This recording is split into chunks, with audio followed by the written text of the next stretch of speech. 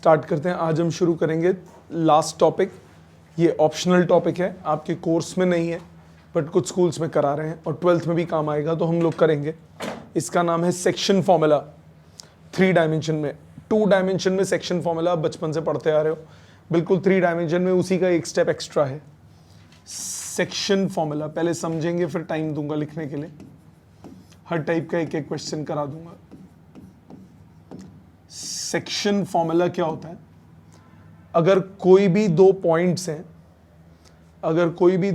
हैं, उनके बीच में आपको कोई तीसरा पॉइंट चाहिए जो उनके लाइन जॉइनिंग को डिवाइड कर रहा हो किसी रेशो में, तब हम लगाते हैं सेक्शन फॉर्मूला। सेक्शन फॉर्मूला 2 तरह का होता है, एक होता है इंटरनल डिवीजन, एक होता है एक्सटर्नल डिवीजन। इंटरनल डिवीजन का मतलब जो 2 पॉइंट्स हैं उनके बीच में कोई तीसरा पॉइंट हो। एक्सटर्नल डिवीजन का मतलब होता है 2 पॉइंट्स के बाहर कोई पॉइंट हो। दोनों का मतलब समझो।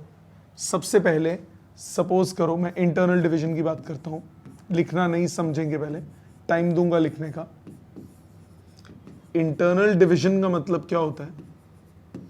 आपके पास ये ए पॉइंट है, इसके कोऑर्डिनेट्स हैं x1, y1, z1।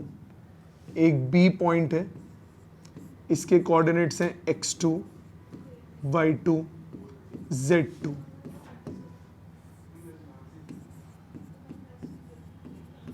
ये 2 पॉइंट्स हैं और बीच में एक मैंने P पॉइंट मान लिया, बीच में इंटरनल इन दोनों के लाइन जॉइनिंग के बीच में, इसको मान लिया x, y, z।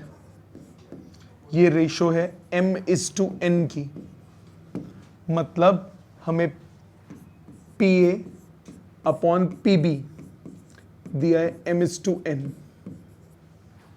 ये बीच में है P पॉइंट, तो इसको हम क्या बोलते हैं? Internal division. यही चीज दूसरी हो जाती है एक्सटर्नल डिवीजन। एक्सटर्नल डिवीजन का मतलब क्या होता है? एक्सटर्नल डिवीजन का मतलब है अगर आपके पास ये A पॉइंट है x1, y1, z1, ये B पॉइंट है x2, y2, z2, इनकी लाइन जॉइनिंग और P पॉइंट यहां बाहर कहीं है x, y, z। Again PA upon PB m/n है, मतलब अब ये पूरा हो गया लेंथ m और ये लेंथ हो गई n रेशो में। यहां पे this length upon this length थी ना m/n, इधर भी PA अपॉन PB है बट PA बाहर की तरफ हो गया लंबा और वो हो गया बाहर, तो इसको बोलेंगे एक्सटर्नल डिवीजन। ये कहलाती है इंटरनल डिवीजन। पहले तो ये मतलब समझ में आ गया। इनके रिलेशनशिप्स वही हैं जो आप क्लास 10th में लगा रहे थे, बट अब साथ में z का हो जाएगा इंटरनल डिवीजन में। जैसे x का formula mx2 plus nx1 upon m+n, y coordinate का my2 plus ny1 upon m+n, और z coordinate mz2 plus nz1 upon m+n। Same formula 10th वाला, ये एक्स्ट्रा आ गया z कोऑर्डिनेट के लिए। एक्सटर्नल डिवीजन में क्या फर्क होता है? यहां पे जितने प्लस आपको दिख रहे हैं इन सब प्लस की जगह क्या आ जाता है? माइनस। मतलब एक्सटर्नल डिवीजन में x कोऑर्डिनेट का फॉर्मूला हो जाएगा mx2 minus nx1 upon m-n। y coordinate हो जाएगा my2 minus ny1 upon m-n। z coordinate हो जाएगा mz2 minus nz1 upon m-n। So external और इंटरनल डिवीजन में मात्र इतना सा चुन्नू भर का फर्क है। लॉजिकली फर्क क्या है कि इंटरनल डिवीजन में पॉइंट होता है बीच में, एक्सटर्नल डिवीजन में पॉइंट होता है बाहर। मैथमेटिकल फर्क क्या है?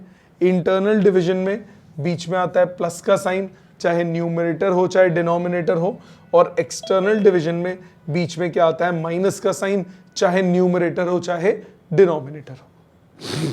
ठीक है, ये बात समझ में आ गई। सो 3 डायमेंशन में ये है डिवीजन। इसमें कुछ पॉइंट्स जो आपको ध्यान रखने, पहला इसमें काम का पॉइंट है सेंट्रॉइड ऑफ ट्राइंगल, ये आप निकाल सकते हो सेक्शन फॉर्मूले से। सेंट्रॉइड ऑफ ट्राइंगल का मतलब क्या होता है, आपके पास ये ट्राइंगल है ABC,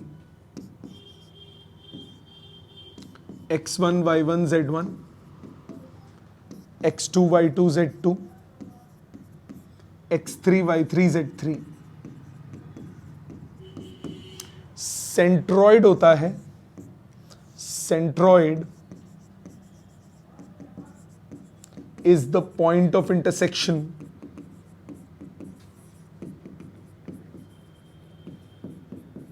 of medians। मीडियन का मतलब क्या होता है, जो मिडल पॉइंट हो, जैसे ये मिडल पॉइंट है तो ये एक लाइन हो गई, इसी तरह ये एक मिडल पॉइंट है, ये एक लाइन हो गई, तो ये जो पॉइंट आया ये हो गया सेंट्रॉइड। इसी तरह से ये मिड पॉइंट है ऐसे। So this length is equal to this length, this length is equal to this length, this length is equal to this length. So centroid का मतलब क्या है, point of intersection of medians। तो medians का point of intersection होता है। पहली बात, centroid की प्रॉपर्टी क्या होती है, और बहुत important property, centroid divides the median in the ratio 2:1। Centroid जो है वो 2:1 की रेशियो में मीडियन को डिवाइड कर देता है। मतलब अगर आपके पास ये एक ट्राइंगल है, थोड़ा ऐसा बनाता हूं कि दिखे, ये एक ट्राइंगल है, ये मिड पॉइंट है, ये ए पॉइंट, ये बी पॉइंट, ये C point. This is x1 y1 z1, x2 y2 z2, x3 y3 z3। ये मीडियन आपने बनाया। ये अगर सेंट्रॉइड है तो ये 2:1 की रेशियो में इसे डिवाइड करेगा। ठीक है, निकालेंगे कैसे, मैंने इसको m मान लिया। If m is the mid point, then its coordinates are x2 plus x3 by 2, comma y2 plus y3 by 2, comma z3 plus z2 plus z3 by 2। ये कहां से आया, ये मीडियन है। मीडियन होने का मतलब मिड पॉइंट, मिड पॉइंट में रेशियो कितनी होगी, 1:1। इसको भी फॉर्मली निकाल देता हूं, इसको हम नाम दे देते हैं mid point formula. Mid point formula क्या होता है, मिड पॉइंट है तो ऑब्वियसली इंटरनल डिवीजन होगी, बीच में होगा। तो अगर आपके पास ये पॉइंट है A, ये पॉइंट है B, बीच में लिया मिड पॉइंट M, तो ये रेशियो होगी 1:1। 10th में भी करते थे मिड पॉइंट फॉर्मूला, वो 2 डायमेंशन में था, बस अब 3rd डायमेंशन ऐड हो जाएगी, Z। तो सपोज ये x1 y1 z1 है, ये x2 y2 z2 है, 1:1 की रेशियो में है। इसके कोऑर्डिनेट्स x y z है, तो x कितना हो जाएगा, 1 into x2 plus 1 into x1 upon 1 plus 1। यही होगा सेक्शन फॉर्मूला। कितना आएगा सॉल्व करके, ये आएगा x1 plus x2 by 2। इसी तरह y कोऑर्डिनेट क्या हो जाएगा, 1 into y2 plus 1 into y1 upon 1 plus 1। Solve करके फिर से कितना, y1 plus y2 by 2। Similarly z coordinate क्या हो जाएगा, 1 into z2 plus 1 into z1 upon 1 plus 1। Solve करके z1 प्लस z2 by 2। तो ये आपका मिड पॉइंट फॉर्मूला बन गया। 10th वाला सेम है, बट अब 3rd डायमेंशन साथ में जुड़ जाएगी। अब जो मैं कर रहा था यहाँ पे, पहले ये m पॉइंट के मिड कोऑर्डिनेट्स मिड पॉइंट से निकलेंगे 1:1। सो x2 plus x3 divided by 2, y2 plus y3 divided by 2, z2 plus z3 divided by 2।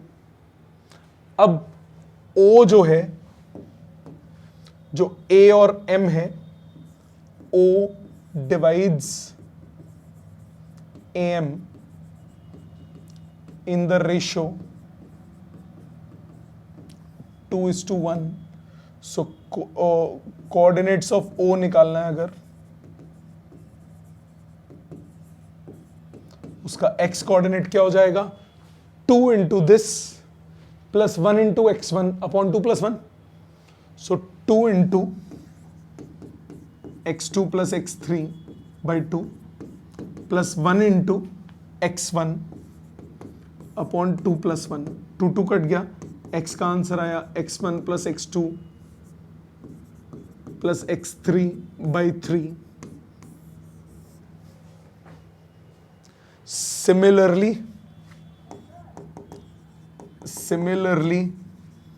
y coordinate आ जाएगा y1 plus y2 plus y3 by 3 and z coordinate आ जाएगा z1 plus z2 plus z3 divided by 3. तो जो आपका centroid है उसका formula क्या बना, x1 plus x2 plus x3 by 3, y1 plus y2 plus y3 by 3, z1 plus z2 plus z3 by 3. कैसे आया ये समझ में आ गया, क्लियर. ये एज अ रिलेशन याद रखना है, ऑनलाइन सबको क्लियर है. सो अभी हमने 3 फॉर्मूलाज निकाले. पहला मैंने आपको बताया एक्सटर्नल और इंटरनल डिवीजन क्या होती है और उसका फॉर्मूलाज क्या है. दूसरा मैंने आपको बताया मिड पॉइंट क्या है, और तीसरा सेंट्रॉइड क्या है.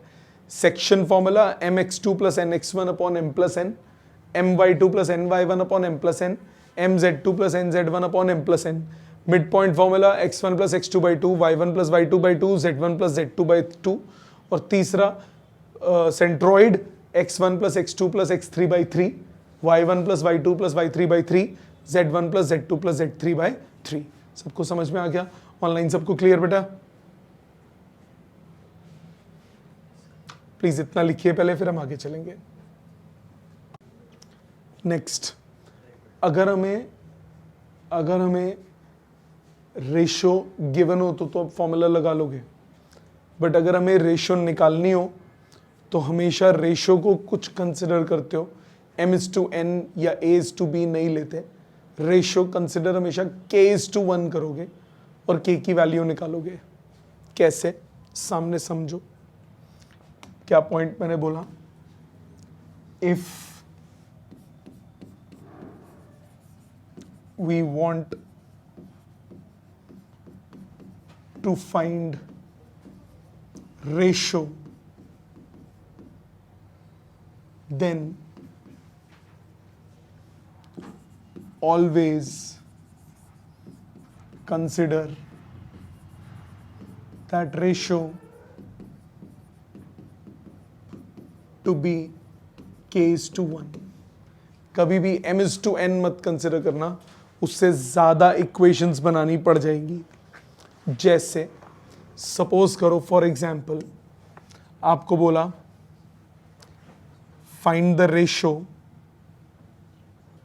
क्वेश्चन लिखो साथ में, find the ratio in which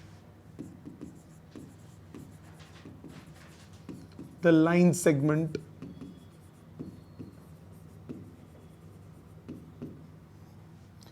joining points 2, 4, 5 and 3, 5, 4 is divided by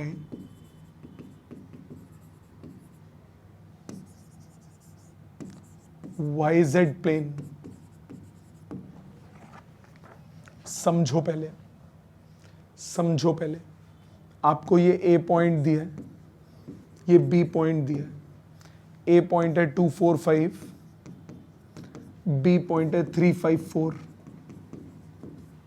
इनकी लाइन जॉइनिंग है, बीच में एक प्लेन है, ये वाला पॉइंट निकालना है, इसकी रेशियो निकालनी है. यही मतलब हुआ. सबसे पहली बात, ये कौन सी प्लेन है, ये है YZ प्लेन. क्योंकि ये YZ प्लेन है तो इसका मुझे क्या मालूम है, x कोऑर्डिनेट. YZ प्लेन पे x कोऑर्डिनेट क्या होता है, 0. आप बोलोगे let YZ plane divides the line in the ratio k is to 1. K is to 1. Since x coordinate on YZ plane is 0, मतलब 0 is equal to k into 3 plus 1 into 2 upon k plus 1. हाँ कि ना? मानते हो इतनी बात? इसका x coordinate क्या होगा? k into 3 plus 1 into 2 upon k plus 1. yes or no?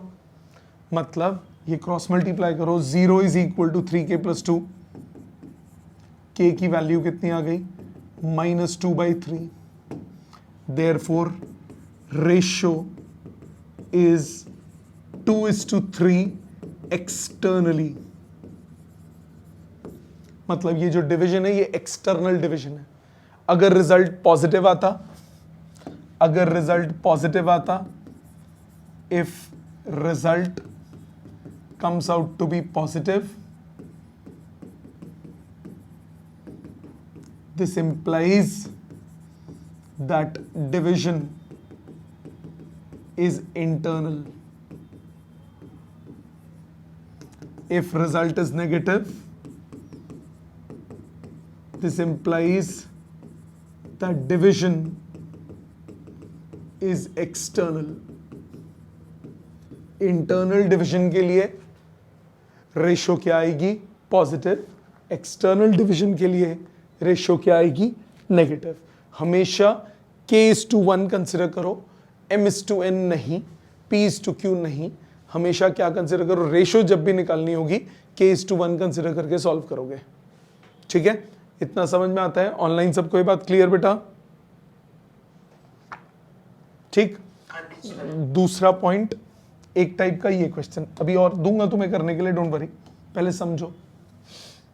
दूसरे टाइप का और बहुत काम का क्वेश्चन, अगर आपको कोलिनियरिटी प्रूव करनी है, to prove collinearity using section formula.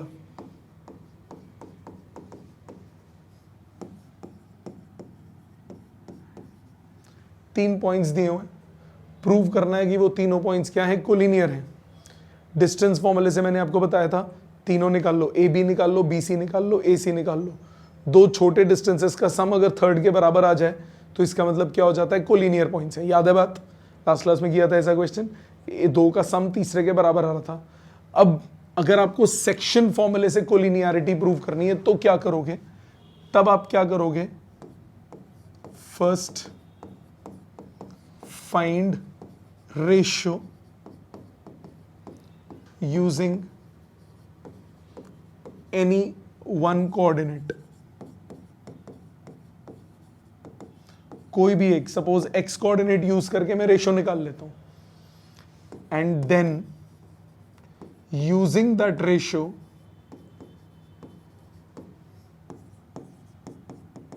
Find other two coordinates.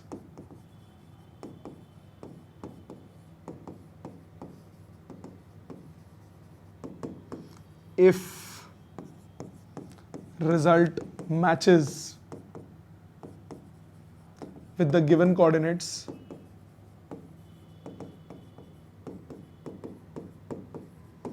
then points are in straight line, that is collinear. So collinear के लिए आप एक पॉइंट यूज करके क्या निकाल लोगे? एक पॉइंट यूज करके रेशियो निकालोगे और उस रेशियो को इस्तेमाल करके बाकी दोनों पॉइंट्स कैलकुलेट करोगे. तो जो दो पॉइंट्स गिवन होंगे अगर वो मैच कर जाते हैं तो इसका मतलब पॉइंट्स कोलिनियर है. कैसे? सामने देखो, एक क्वेश्चन की फॉर्म में करता हूं, इसको भी फिर टाइम दूंगा लिखने के लिए, पहले समझो इसको. क्वेश्चन आपको बोला prove that, prove using section formula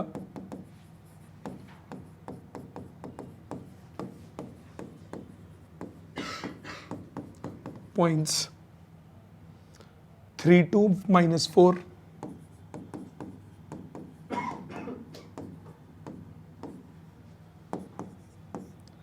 9 8 -10 C 5 4 -6 are collinear.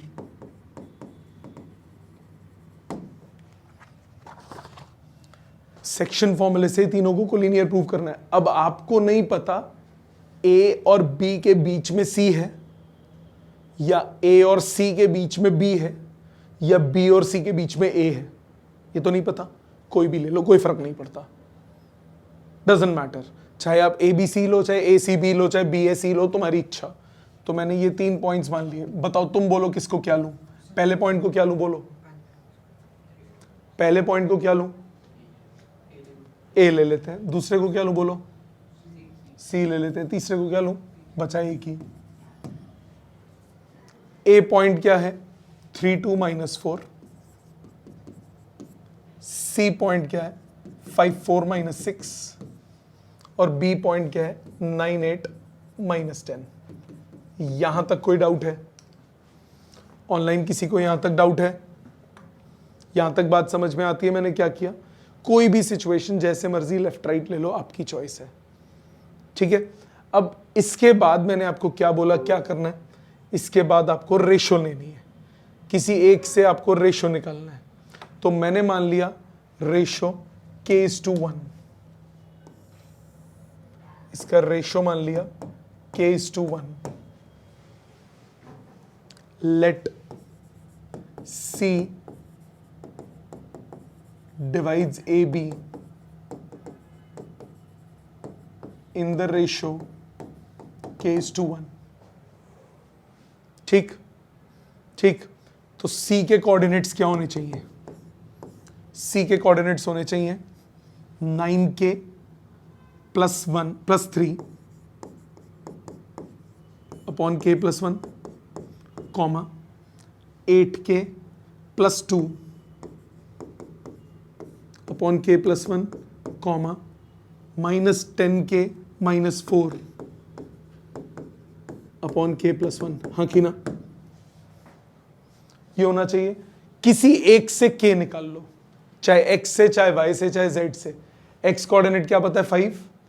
So 5 is equal to 9k +3 upon k +1. Cross multiply 5k + 5 is 9k +3. k आ गया 1/2. देयरफॉर रेशियो क्या हो गई 1:2. क्या यहां तक बात समझ में आ गई. और ये 1:2 रेशियो इंटरनल डिवीजन वाली आ रही है क्योंकि पॉजिटिव आ रहा है. अब इससे y और z निकाल लो. y कोऑर्डिनेट क्या हुआ 8k +2 अपॉन k +1. 8 × ½ +2 अपॉन ½ +1 कितना आया 8 4 12/3. 4 आ गया. y कोऑर्डिनेट मैच हो रहा है. z कोऑर्डिनेट क्या होगा -10k -4 अपॉन k +1 कितना है ये -10 + 8 -18 अपॉन 3 -6. सेम है. Which are equal to given coordinates. Therefore, points are collinear. So क्या बोला मैंने. किसी भी एक को यूज करके आप रेशो निकाल लो और बाकी दोनों पॉइंट्स उस रेशो से निकाल लो. मैंने यहां क्या किया x को x कोऑर्डिनेट यूज करके रेशो निकाल लिया और y और z में वो रेशो सब्स्टिट्यूट कर दी. मैच कर जाए कोलिनियर है, ना मैच करे कोलिनियर नहीं है. इसका लॉजिक क्या है इसके पीछे आप खुद सोचो, जरा लॉजिकली सोचो. ये 2 पॉइंट्स हैं. सपोज ये पॉइंट इसको 2:3 की रेशो में डिवाइड कर रहा है. अब अगर मैं यहां कहीं पॉइंट लेता हूं, ये भी तो 2:3 हो सकती है ना रेशो. बट अगर x कोऑर्डिनेट की 2:3 है तो y कोऑर्डिनेट थोड़ी ना 2:3 रहेगा. सो तीनों के लिए रेशो सेम होनी चाहिए, तब जाके वो मैच करेगा। तो तीनों के लिए रेशियो सेम होने का मतलब, तीनों के लिए रेशियो सेम होने का मतलब कि मैंने x से निकाला और y और z का क्या हो गया, मैच हो गया। अगर वो मैच ना करता तो मतलब रेशियो सेम नहीं थी, अगर वो मैच कर गया इसका मतलब रेशियो क्या है, सेम है। ठीक है, प्लीज इतना लिखिए पहले। और देखिए थोड़े डिफरेंट तरीके के क्वेश्चंस करते हैं, थोड़े भिन्न प्रकार के क्वेश्चंस। जैसे आपको बोला, लिखिए क्वेश्चन साथ में।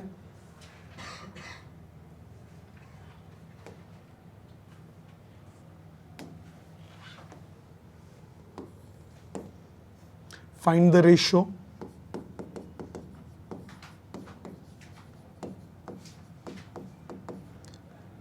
in which the line segment joining points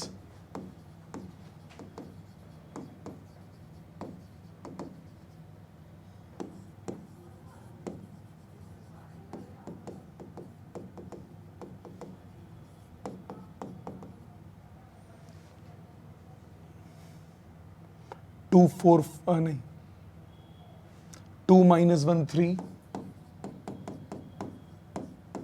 and minus 1 2 1 is divided by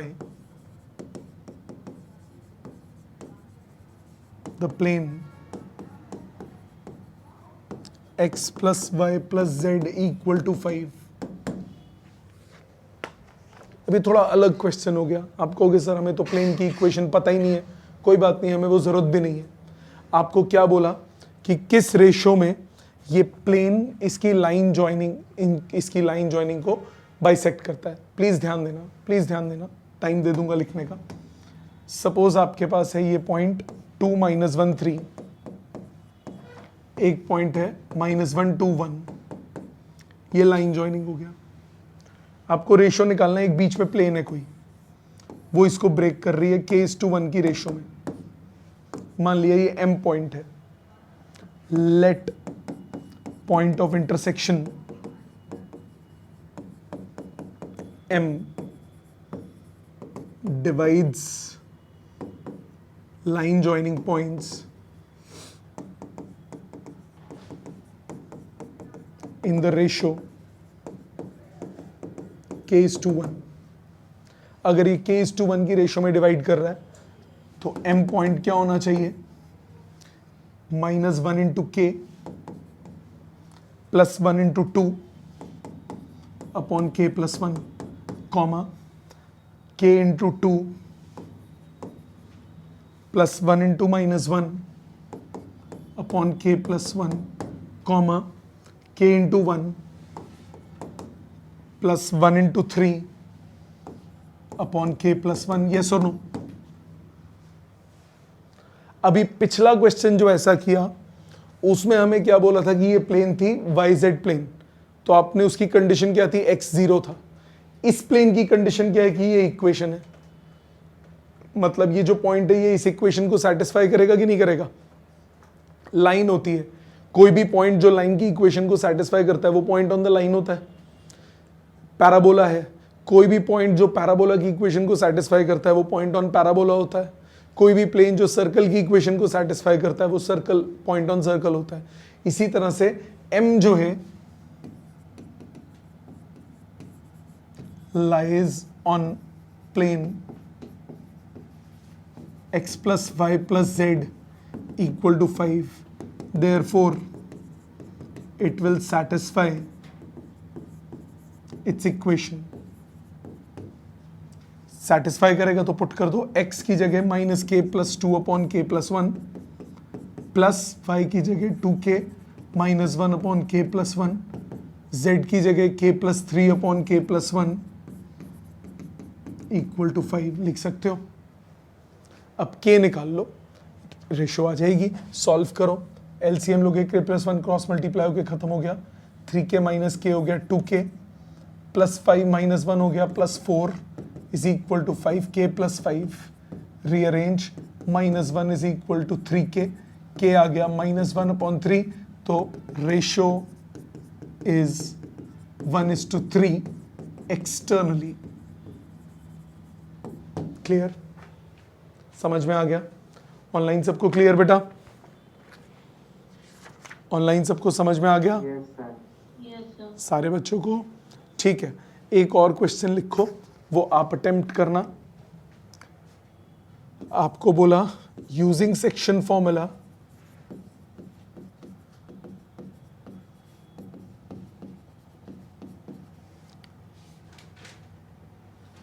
show that A 2 minus 3 4, B minus 1 2 1 and C 0 1 1 by 3 2 are collinear। अभी समझाया था कैसे करना है कोलिनियरिटी सेक्शन फॉर्मूले से, करके देखो इसको अपने हाथ से, पिछला कॉपी कर लीजिए और ये अटेम्प्ट कीजिए, फिर हम आगे चलेंगे। सामने देखो बेटा, मैं करता हूँ, अब चेक कीजिए स्टेप्स। ए बी सी है, मैंने इधर ए ले लिया, इधर सी ले लिया, बीच में बी ले लिया, किसी को भी कहीं भी ले सकते हो। ये है -2 - 3 4, बी पॉइंट है -1 2 1 और सी पॉइंट है 0 1 by 3 2। कोऑर्डिनेट्स निकालो। मान लिया b जो है वो इसको k:1 की रेशियो में डिवाइड कर रहा है। Let b divides AC in the ratio k:1। सो b के कोऑर्डिनेट्स क्या होने चाहिए?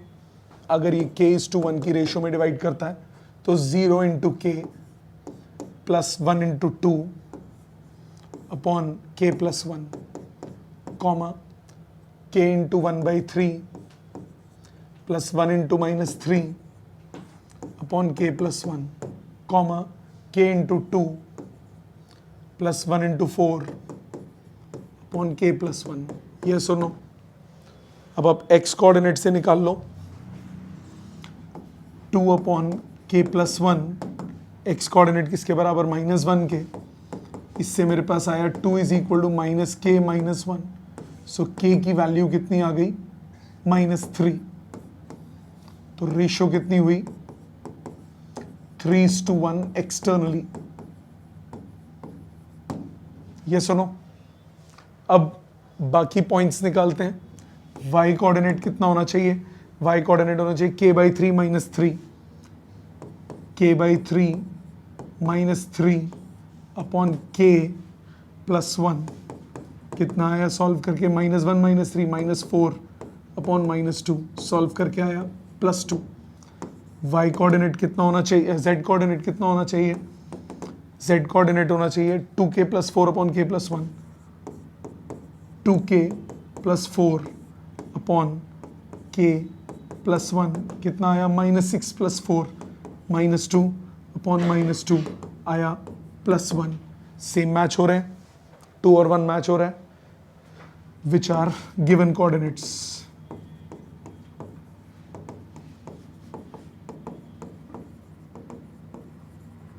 Therefore, points A, B, C are collinear। समझ में आ गया सबको? सो ये था आपका सेक्शन फॉर्मूला। अगर आपके पास NCERT है तो बहुत अच्छी बात है, उसमें से आप प्रैक्टिस कर सकते हैं। NCERT नहीं है, असाइनमेंट में से कर लीजिए। नहीं है पुरानी NCERT, नई NCERT में तो एक क्वेश्चन ही नहीं है। पुरानी NCERT से आप प्रैक्टिस कर सकते हैं, अदरवाइज असाइनमेंट में से कीजिए। ठीक है, थैंक यू वेरी मच।